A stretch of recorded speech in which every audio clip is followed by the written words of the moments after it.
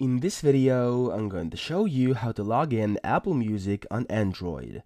So the first thing you want to do is go simply to the Play Store, and you want to go to the very bottom right where it says search. You want to tap that, and you want to search up top for Apple Music.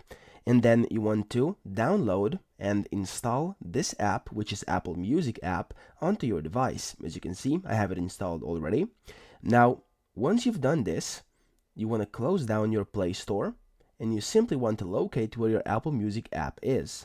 Mine is over here, so I'll just press it to open up, and then as music is opening up, as you can see, it will ask you for some diagnostics. I'm going to click Don't Send right now, and it gives you an option to subscribe now or sign in. As you can see, you can also press it X top left, and as you can see over here, you are now inside Apple Music.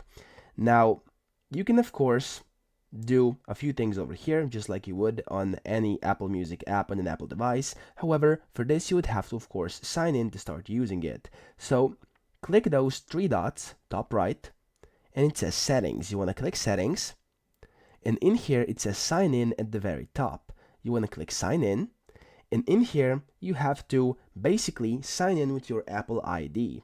So, put in your Apple ID, and then your password for your Apple ID, and you'll be able to sign in.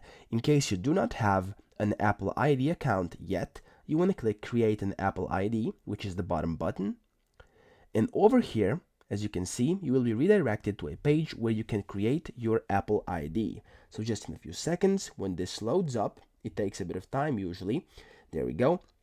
It will ask you for your Apple account, so for your email, for your password, first name, surname, date of birth, country/region, and you have to agree to terms and conditions. So then you have to simply press next and go through the entire sign up process, and once you've done that, you'll be able to start using your Apple Music app on your Android device.